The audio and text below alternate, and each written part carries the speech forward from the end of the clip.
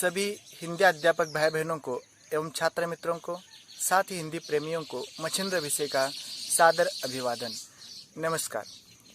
आज हम हिंदी व्याकरण घटक पर चर्चा करने वाले हैं। महाराष्ट्र राज्य के अभ्यासक्रम में कक्षा 5वीं से लेकर 12वीं तक के व्याकरण घटकों में एक विशेष घटक आया है जो सभी के लिए उत्सुकता का विषय बन पड़ता है। वह है क्रिया के काल। आज हम क्रिया के काल इसके बारे में जानकारी लेने वाले हैं। मित्रों, क्रिया वह शब्द है जो किसी भी कार्य अथवा कृति होने का बोध होता है और इस शब्द को वाक्य रचना में बहुत ही महत्व है, क्योंकि कोई भी वाक्य हो बगैर क्रिया के पूरा होता ही नहीं है। यानी कि चाहे छोटा वाक्य हो चाहे बड़ा वाक्य हो, उसमें क्रिया का होना अनिवार्य है। और यह जो क्रिया है वह उसका करने वाला जो कर्ता होता है उसके लिंग, वचन, उसके पुरुष तथा समय के अनुसार उसमें परिवर्तन होता है।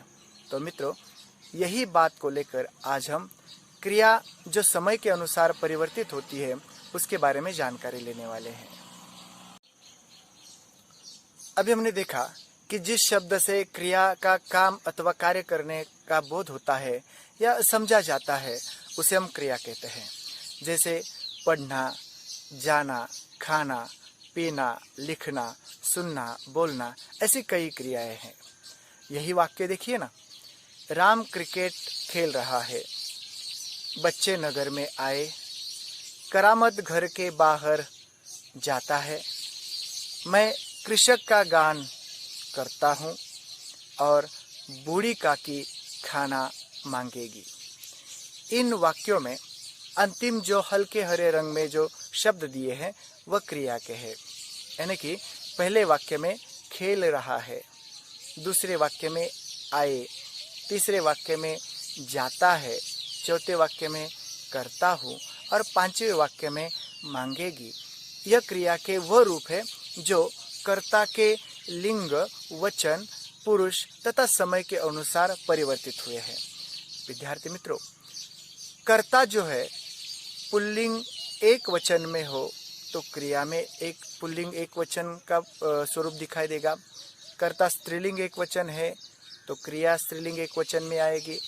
कर्ता पुल्लिंग बहुवचन में है तो क्रिया भी पुल्लिंग बहुवचन में आएगी।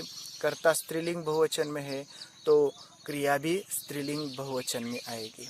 इस प्रकार से पुरुष जो है, चाहे वो मध्य पुरुष हो, अन्य पुरुष हो या उत्तम, मैं और हम इस रूप में हो, तो भी उसमें उस कर्ता के अनुसार क्रिया में परिवर्तन आएगा। यह हमें समझ लेना चाहिए। फिर हम क्रिया के काल जो है, समय के अनुसार जो परिवर्तन आता है वो अच्छी तरह से समझ जाएंगे। तो यह क्रिया के काल यानी कि क्रिया का समय क्या होता है, चलिए इसे देखते हैं। काल मतलब समय। वर्तमान काल यानी आज का समय, भूतकाल यानी बीता हुआ समय और भविष्य काल यानी कि आने वाला समय। अब इन समयों को, इन कालों को हमें क्रिया के साथ जोड़ना है, क्योंकि मैंने जैसे बताया कि क्रिया में उसके काल के अनुसार भी, समय के अनुसार भी परिवर्तन आता है और वह जो रूप है वही रूप आज हमें देखने हैं। यानी कि वाक्य में उसका कैसे परिवर्तन आता है काल के अनुसार, वह आज हम जानेंगे। कालों को यदि हम क्रिया के साथ जोड़ेंगे तो उनका जो रूप होगा उसे क्या कहा जाएगा। तो देखिए, यदि हम वर्तमान काल के समय के साथ यदि जोड़ देते हैं तो उसे वर्तमान काल की क्रिया कहा जाएगा। यदि बीते हुए समय के साथ उसे जोड़ देते हैं तो उसे भूतकाल की क्रिया कहा जाएगा और आने वाले समय के साथ यदि हम उसे जोड़ देते हैं तो उसे भविष्य काल की क्रिया कहा जाएगा। अब जब यह वर्तमान काल, भूतकाल और भविष्य काल, इन तीनों में यदि जोड़ देते हैं तो उनमें उस समय यानी कि वर्तमान काल समय में, भूतकाल के समय में और भविष्य काल के समय में भी विशेष रूप से परिवर्तन आता है, क्योंकि क्रिया जिस समय घटती है उस घटने की प्रविधि के साथ जो प्रकार आए हैं उन प्रकारों के साथ यानी कि उस क्रियाओं के परिवर्तन के साथ आज हम अवगत होने वाले हैं। तो चलिए वह जो परिवर्तन है वो भी देख लेते हैं। ये जो विशिष्ट काल है यानी वर्तमान, भूतकाल और भविष्य काल, इनके अपने अपने समय में भी फिर से जो विभिन्न रूप आते हैं क्रिया के, वह देखिए कौन से है। यानी कि वर्तमान में हो या भूतकाल में हो या भविष्य काल में हो, यह जो रूप है, तीन रूप है, वो आते ही है। यानी कि पहला जो है वह सामान्य समय का यानी कि सामान्य क्रिया का काल है, दूसरा है अपूर्ण क्रिया का काल है, और तीसरा जो है वो पूर्ण क्रिया का काल है। यानी कि इन विशिष्ट कालखंड में क्रिया में परिवर्तन आता है। अब इसके अनुसार अपने जो क्रियाएं हैं उनके कुल मिलाकर 9 उपभेद है। तो वह कौन से है? इसमें वर्तमान काल के 3 प्रकार है: सामान्य वर्तमान काल, अपूर्ण वर्तमान काल और पूर्ण वर्तमान काल। उसी प्रकार से बीते हुए समय में सामान्य भूतकाल, अपूर्ण भूतकाल और पूर्ण भूतकाल, और आने वाले समय में सामान्य भविष्यकाल, अपूर्ण भविष्यकाल और पूर्ण भविष्यकाल। मित्रों, हम सभी जानते हैं कि महाराष्ट्र राज्य के शिक्षा विभाग ने कक्षा 5वीं से लेकर 12वीं तक के व्याकरण घटक में क्रिया के काल के अंतर्गत 7 ही काल रखे हैं। यानी कि भविष्य काल के जो 2 अन्य अतिरिक्त काल है, यानी कि अपूर्ण भविष्य काल और पूर्ण भविष्य काल, इसे इसमें से निरस्त किया गया है, निकाला गया है। तो चलिए इन कालों को भी हम वाक्यों के माध्यम से परिचित हो जाते हैं। सबसे पहले सामान्य वर्तमान काल। सामान्य वर्तमान काल वह क्रिया है जो क्रिया बोलते वक्त, लिखते वक्त या सुनते वक्त या देखते वक्त घटती है, उस वक्त प्रत्यक्षदर्शी घटती है। उस क्रिया को सामान्य वर्तमान काल की क्रिया कहा जाता है। इन वाक्यों को देखिए और गौर कीजिए क्रियाओं पर कि वह कब घटती है। राम क्रिकेट खेलता है, बच्चे नगर में आते हैं, करामत घर के बाहर जाता है, मैं कृषक का गान करता हूँ और बूढ़ी काकी खाना मांगती है। इसमें जो हल्के हरे रंग में शब्द व्यक्त किए हैं उनकी ओर यदि हम गौर करेंगे तो हमें पता चलेगा कि खेलता है, आते हैं, जाता है, करता हूँ और मांगती है, यह ऐसे रूप है वह जिस वक्त बोला जाता है या सुना जाता है या कहा जाता है या लिखा जाता है उस वक्त घटती है, और ऐसी क्रियाओं को सामान्य वर्तमान काल की क्रिया कहा जाता है। अब सामान्य वर्तमान काल की पहचान क्या है? तो जो मूल क्रिया घटती है उस क्रिया के धातु रूप के अंत में, धातु रूप यानी वह रूप जो क्रिया हम सामान्यतः देखते हैं, खाना, जाना, पीना, हंसना, उठना, बैठना, इसके अंत में जो ना आता है उसे हटाने के बाद जो बचता है पूर्व में उसे ही धातु रूप कहा जाता है। यानी कि खाना का खा, जाना का जा, हंसना का हंस, उठना का उठ, यह धातु रूप होते हैं। और सामान्य वर्तमान काल में इन रूपों के साथ जोड़कर ता, ती, ते यह रूप आते हैं, और साथ ही साथ वर्तमान काल की जो प्रमुख पहचान है वह है होना क्रिया के रूप, जिसमें हूँ, है, हैं और हो यह आते ही है। मतलब वर्तमान काल के तीनों भी प्रकारों में है, होना इस क्रिया के जो रूप है वह वहाँ पर आते ही है। इसे हमें याद रखना होगा। तो इस प्रकार से खाता है, जाता है, जाती है, जाते हैं, उठता है, उठती है, उठते हैं, बैठते हैं, मतलब ता, ती, ते और हैं यह रूप आना अनिवार्य है, और इसे ही सामान्य वर्तमान काल का रूप कहा जाता है। दूसरा प्रकार अपूर्ण वर्तमान काल की क्रिया। अपूर्ण वर्तमान काल यानी कि आज के समय में, वर्तमान समय में, अब ये वर्तमान समय कौन सा गिना जाता है? तो सुबह उठने से लेकर अब तक का जो समय है उसे वर्तमान काल कहा जाएगा। अब जब क्रिया आरंभ तो हो चुकी है परंतु खत्म नहीं हुई है, और वह भी आज के समय में। अब देखिए ना, मैंने यह संभाषण आपके साथ शुरू तो किया है लेकिन अभी तक खत्म नहीं हुआ है, मतलब यह अभी जारी है, वर्तमान समय में जारी है। तो ऐसी क्रियाओं को हम अपूर्ण वर्तमान काल की क्रिया कहते हैं, क्योंकि यह आज के समय में, वर्तमान समय में घट रही है। उसी प्रकार से यह भी वाक्य देखिए, जो पहले वाक्य है उनमें ही जो परिवर्तन आया है उन्हें हम गौर करेंगे। देखिए, पहला जो वाक्य था राम क्रिकेट खेलता है, अब यहाँ पर परिवर्तन हुआ है राम क्रिकेट खेल रहा है। यानी कि वह क्रिया अभी जारी है, खेलने की क्रिया भी जारी है। बच्चे नगर में आते हैं, इसका परिवर्तन क्या हुआ है? बच्चे नगर में आ रहे हैं, मतलब वह आने की क्रिया जो है वह अभी जारी है, खत्म नहीं हुई है। तीसरा वाक्य देखिए क्या था? करामत घर के बाहर जाता है। अब यहाँ पर जाता है मतलब प्रत्यक्ष सुनते वक्त वह क्रिया होती है, मतलब वह सामान्य वर्तमान काल की है। लेकिन इस वाक्य में गौर कीजिए, करामत घर के बाहर जा रहा है, मतलब वह क्रिया शुरू हुई है, खत्म नहीं हुई है। अगला वाक्य देखिए, मैं कृषक का गान करता हूँ, यह सामान्य वर्तमान काल में था। अब यहाँ पर मैं कृषक का गान कर रहा हूँ, मतलब गान करना शुरू है लेकिन खत्म नहीं हुआ है। और अंतिम वाक्य, बूढ़ी काकी खाना मांगेंगी। अब इसमें मांगना यह क्रिया है और अपूर्ण वर्तमान काल में परिवर्तन आया है कि बूढ़ी काकी खाना मांग रही है। इसमें क्रिया अपूर्ण होने का बोध होता है, यह भी वर्तमान समय में। तो इसमें जो समान रूप में जो परिवर्तन आया है वह देखिए क्या है कि क्रिया का मूल धातु रूप और उसके बाद रहना, इस क्रिया के रहा, रही और रहे, यह तीन रूपों में से एक रूप जो कर्ता के लिंग वचन के अनुसार होगा वह आया हुआ है। और बच्चों, रहना यह क्रिया जो है इसमें रह, रहा, रही, यह अपूर्णता का बोध करा देती है, इसलिए इसे अपूर्ण कालों में इस्तेमाल किया गया है।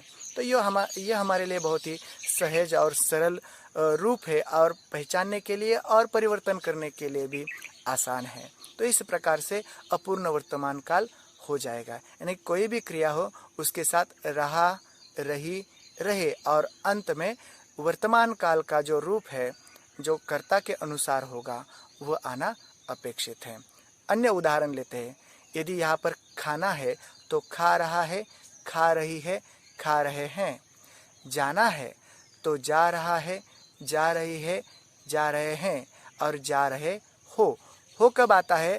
तो तुम अथवा आप, यह जो सर्वनाम का प्रयोग करते हैं तो उस क्रिया के साथ हो, यह अपूर्ण वर्तमान काल में और सामान्य वर्तमान काल में आता है।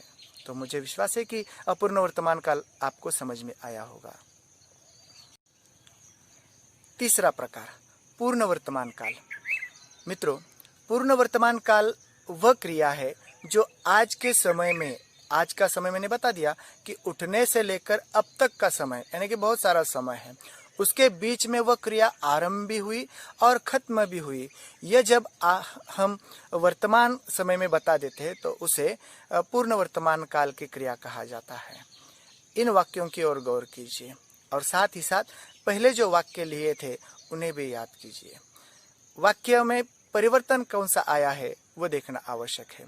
सामान्य वर्तमान काल में वाक्य था, राम क्रिकेट खेलता है। अब यहाँ पर क्या हुआ है? राम ने क्रिकेट खेला है, मतलब आज की तिथि में उसने क्रिकेट खेलना भी शुरू किया था और उसका खेलकर पूरा भी हो चुका है। यह क्रिया बताती है कि वह आज की जो क्रिया, खेलने की जो उसकी क्रिया है वो पूर्ण हो चुकी है। दूसरा वाक्य था, बच्चे नगर में आते हैं। अब यहाँ पर देखिए, बच्चे नगर में आए हैं, यह वर्तमान समय में कहा जा रहा है कि वह क्रिया पूरी हो चुके हैं, मतलब वो बच्चे आ चुके हैं। तीसरा वाक्य देखिए, करामत घर के बाहर जाता है। अब यहाँ पर परिवर्तन देखिए, पूर्ण वर्तमान काल में करामत घर के बाहर गया है, मतलब यहाँ पर वाक्य में ऐसा प्रतीत होता है कि वर्तमान समय में वह क्रिया शुरू भी हो गई थी और पूर्ण भी हो चुकी है और इसे बहुत सारा अवधि नहीं हुआ है, आज के समय में ही वह क्रिया पूर्ण हो चुकी है। तो ऐसी क्रियाओं को पूर्ण वर्तमान काल की क्रिया कहा जाता है। अगले वाक्य भी इसी प्रकार से है, मैंने कृषक का गान किया है, बूढ़ी काकी ने खाना मांगा है। इन सभी वाक्यों में अंतिम जो क्रियाओं के जो रूप है उसमें पूर्ण होने का बोध होता है।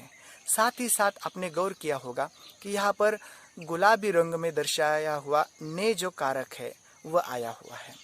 पहले दो जो प्रकार देखे उसमें नहीं था, लेकिन यहाँ पर है। इसका कारण यह है कि जब भी कोई भी क्रिया सकर्मक हो और उसे पूर्ण वर्तमान काल में हो, चाहे सामान्य भूतकाल में हो या पूर्ण भूतकाल में हो, जब भी व्यक्त करना होता है तो कर्ता के साथ ने आता है और वह तभी आता है जब क्रिया सकर्मक हो। और कभी कभी अकर्मक क्रिया के साथ यदि कर्म जोड़ दिया जाता है तो वहाँ पर भी आवश्यकता के अनुसार ने जोड़ दिया जाता है, नहीं तो उसकी जरूरत भी वहाँ पर नहीं होती है। तो ने तभी आएगा जब क्रिया सकर्मक होती है। बाकी जो क्रियाएं हैं कि आना, जाना, तो यह अकर्मक है, उनके साथ कभी भी ने कर्ता के साथ नहीं जुड़ेगा। तो इसका भी ख्याल हमें रखना होगा। अब पूर्ण वर्तमान काल में जो परिवर्तन कौन सा आया है क्रिया के साथ, तो दाहिने कोने की ओर ऊपर देखिए आ, ई, ए, उसके साथ इनके मात्रा के रूप और या, ई, ये और होना इस क्रिया के वर्तमान काल के रूप, ये इसमें शामिल हुए हैं। तो उसका अभ्यास करने के बाद आपको अच्छी तरह से समझ में आएगा। तो इस प्रकार से यह पूर्ण वर्तमान काल की क्रिया है, यानी कि आज के समय में आरंभ भी हुई और खत्म भी हो चुकी है।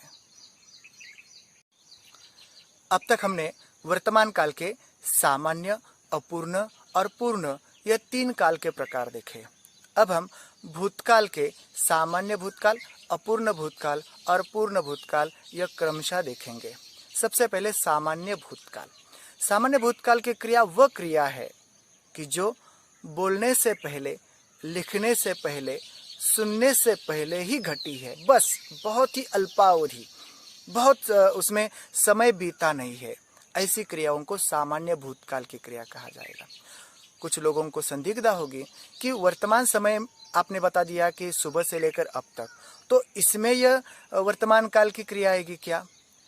तो आएगी, लेकिन इसमें यहाँ पर एक बात याद रखनी है कि हमने बीता हुआ समय कहा है। बोलने का जो समय है वह बीत गया है, सुनने का जो समय है वह बीत गया है, क्योंकि अल्पावधि के लिए बीता हुआ जो समय है वह सामान्य भूतकाल का कहा जाएगा।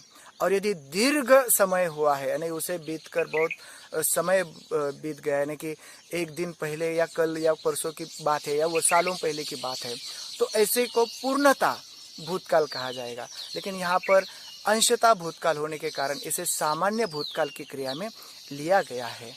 अब इनके वाक्य में क्या अंतर होता है? जब बोला गया है, सुना गया है, लिखा गया है, उसके पहले यह क्रिया हुई है, ऐसा हमें प्रतीत होता है। जो वाक्य हमने पहले लिए वही वाक्यों को गौर करेंगे। इन वाक्यों को पढ़िए। राम ने क्रिकेट खेला, बच्चे नगर में आए, करामत घर के बाहर गया, मैंने कृषक का गान किया, बूढ़ी काकी ने खाना मांगा। इसमें हम गौर करने के बाद पता चलता है कि यह क्रिया जो है वह अभी अभी जस्ट हुई है, अभी खत्म होकर ज़्यादा अवधि भी नहीं बीता है। ऐसी क्रियाओं को सामान्य भूतकाल की क्रिया कहा जाता है।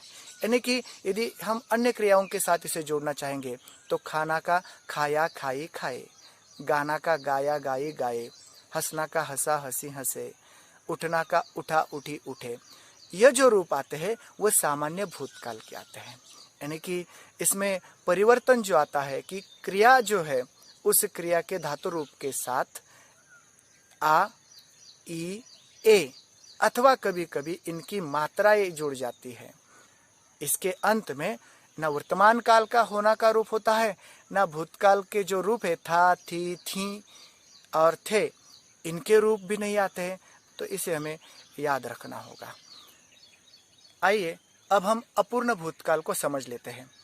अपूर्ण भूतकाल मतलब बीते हुए समय में, यानी कि कल परसों या उसके पहले उस समय में वह क्रिया आरंभ हुई थी लेकिन खत्म नहीं हुई थी, यानी कि बीते हुए समय में जारी होने का बोध होता है। ऐसी क्रियाओं को अपूर्ण भूतकाल कहा जाता है। अब यही वाक्य देखिए और उनकी क्रियाओं को गौर कीजिए। हमें क्रिया का काल देखना है, क्रिया का समय देखना है। अब यहाँ पर बीते हुए समय में जो अपूर्णता का बोध करा देती है, ऐसी क्रियाओं के रूप है। गौर कीजिए, पहला वाक्य जो दिया है कि राम क्रिकेट खेल रहा था। दूसरा वाक्य बच्चे नगर में आ रहे थे। तीसरा वाक्य करामत घर के बाहर जा रहा था। अगला वाक्य जो है उसमें मैं कृषक का गान कर रहा था। और पांचवा जो वाक्य है बूढ़ी काकी खाना मांग रही थी। इसमें आप गौर करेंगे तो थी, था, थी, थे, यह जो रूप है वह भूतकाल को दर्शाने के लिए आए हैं। मतलब यह बहुत समय पहले यह क्रिया घटी हुई होगी। अब उसके बाद दूसरी बात है कि इस क्रिया में अपूर्णता का बोध होता है, क्योंकि रहा, रही, रहे यह अपूर्णत्व बोधक क्रिया है। तो इसके सारे हमें पता चलता है कि यह बीते हुए समय में और अपूर्ण क्रिया है, मतलब इसी के आधार पर हम इसे अपूर्ण भूतकाल कह सकते हैं। और गौर कीजिए, इन वाक्यों में जो क्रिया है उनका मूल धातु रूप, उसके बाद रहा, रही, रहे, यह रहना, इस क्रिया की अपूर्णता बोधक जो शब्द है वह आए हैं, और उसके बाद में था, थी, थे, यह भूतकाल क्रिया को दर्शाने वाले यानी कि बीते हुए समय का जिक्र करने वाली यह क्रियाएं हैं। और ऐसा जहाँ रूप होता है उसे अपूर्ण भूतकाल की क्रियाएं कहते हैं। अन्य क्रियाओं को हम यदि देखेंगे तो खाना है तो खा रहा था, खा रही थी, खा रही थी और खा रहे थे। जाना, जा रहा था, जा रही थी, जा रहे थे और जा रही थी, इस प्रकार से आएगा। उठना है तो उठ रहा था, उठ रही थी, उठ रही थी और उठ रहे थे। अब इसमें एक विशेष बात अभी बताना चाहूँगा कि थी के ऊपर अनुस्वार आता है, उसके ऊपर देना जरूरी है। और यह कब देना है?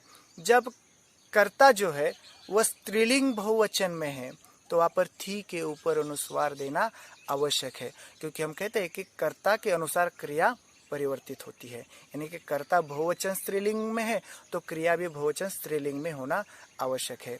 उदाहरण के लिए यहाँ पर अपूर्ण भूतकाल का एक वाक्य मैं बता रहा हूँ। लड़कियां गाना गा रही थीं आएगा। गौर किया? लड़कियां गाना गा रही थीं। महिलाएं पानी भर रही थीं, इसमें महिलाएं बहुवचन है तो क्रिया को स्पष्ट रूप में दर्शाने के लिए थी के ऊपर अनुस्वार आएगा। तो इस प्रकार से यह अपूर्ण भूतकाल होगा। अब भूतकाल की क्रिया का अंतिम प्रकार जो है वह पूर्ण भूतकाल है। पूर्ण भूतकाल वह क्रिया है जो बीते हुए समय में वह क्रिया आरंभ भी हुई थी और खत्म भी हो गई थी। ऐसी क्रियाओं को पूर्ण भूतकाल कहा जाता है। हम इन वाक्यों को गौर करने के बाद पता चलेगा कि इन क्रियाओं का समय जो है बहुत पहले का है, साथ ही साथ वह क्रिया उसी वक्त में मतलब बीते हुए समय में शुरू भी हुई थी और खत्म भी हो चुकी है। वाक्य देखिए, राम ने क्रिकेट खेला था, बच्चे नगर में आए थे, करामत घर के बाहर गया था, मैंने कृषक का गान किया था, बूढ़ी काकी ने खाना मांगा था। इसमें से पता चलता है कि यह जो क्रिया है, खेला था, आए थे या किया था, गया था अथवा मांगा था, इसमें से पता चलता है कि यह क्रिया बहुत समय पहले पूर्ण हो चुकी है और ऐसी क्रियाओं को हम पूर्ण भूतकाल की क्रिया कहते हैं। अन्य क्रियाएं जो मैंने बताई है उसमें भी हम इस अंशता डालकर देखेंगे। यानी कि खाना है तो खाया था, खाई थी, खाए थे, खाई थी। गाना है तो गाया था, गाई थी, गाए थे, इस प्रकार से। तो यह रूप जो है वह पूर्ण भूतकाल के रूप है, इसे हमें समझ लेना होगा। इसमें जो परिवर्तन आया है वह ऊपर दाहिनी और इन्हें दिया हुआ है, उसे याद करना है, उसका अभ्यास करना है, तभी हम और अच्छी तरह से क्रिया के काल समझ पाएंगे। अब अंतिम जो क्रिया का काल है वह भविष्य काल में सामान्य भविष्य काल। सामान्य भविष्य काल उसे कहा जाता है कि आने वाले समय में वह क्रिया घटने वाली है। दिया है कि क्रिया के साथ जोड़कर मतलब उसके धातु रूप के साथ जोड़कर एगा, एगी, एंगे, उंगा, उंगी, ओगे अथवा पूर्ण स्वरों के मात्रा रूप जो है उनके साथ यह जोड़कर रूप आते हैं। अब देखिए इन वाक्यों को गौर कीजिए। राम क्रिकेट खेलेगा, खेलेगा मतलब आने वाले समय में खेलेगा। बच्चे नगर में आएंगे मतलब अभी तक आए नहीं है, आएंगे मतलब आने वाले हैं, भविष्य के समय में बता दिया जा रहा है। करामत घर के बाहर जाएगा, अब गया नहीं है, जाएगा मतलब ऐसा बोध होता है कि आने वाले समय में वह क्रिया घटने वाली है। मैं कृषक का गान करूंगा, अभी नहीं किया है, करूंगा मतलब आने वाले समय में वह क्रिया मुझसे होने वाली है। बूढ़ी काकी खाना मांगेगी, इसमें मांगने की जो क्रिया है वो भविष्य में होने वाली है, अभी तक मांगा नहीं है, ऐसा उसका अर्थ है। तो ऐसी क्रियाओं को हम सामान्य भविष्य काल कहते हैं। इससे बहुत सारे बच्चे और अध्यापक सहजता से हल कर पाते हैं, तो इसमें ज़्यादा दिक्कतें नहीं आती है। तो इस प्रकार से यह सामान्य भविष्य काल है। अब तक हमने सामान्य वर्तमान काल, अपूर्ण वर्तमान काल, पूर्ण वर्तमान काल, सामान्य भूतकाल, अपूर्ण भूतकाल और पूर्ण भूतकाल देखा और उसके अंत में सामान्य भविष्य काल देखा। इनके सही रूप, उनका सही परिवर्तन ध्यान में रखकर यदि हम अध्ययन करेंगे तो क्रिया के कालीय जो घटक है ये आपके लिए बहुत आसान हो जाएगा। तो अध्यापक भाई बहनों, छात्र मित्रों और हिंदी प्रेमियों, यह थे क्रिया के काल। मुझे विश्वास है आप सभी को यह अच्छी तरह से समझ में आए होंगे और मेरा प्रयास भी पसंद आया होगा। यदि आपके मन में कोई आशंका हो, साथ ही साथ आप अपना अभिमत और सुझाव देना चाहते हो तो कमेंट बॉक्स में लिखकर मुझे जरूर भेजने का कष्ट करें। मैं उसका इंतज़ार करूँगा। अब आपके मित्र मच्छिंद्र भिसे को दीजिए इजाज़त। नमस्कार।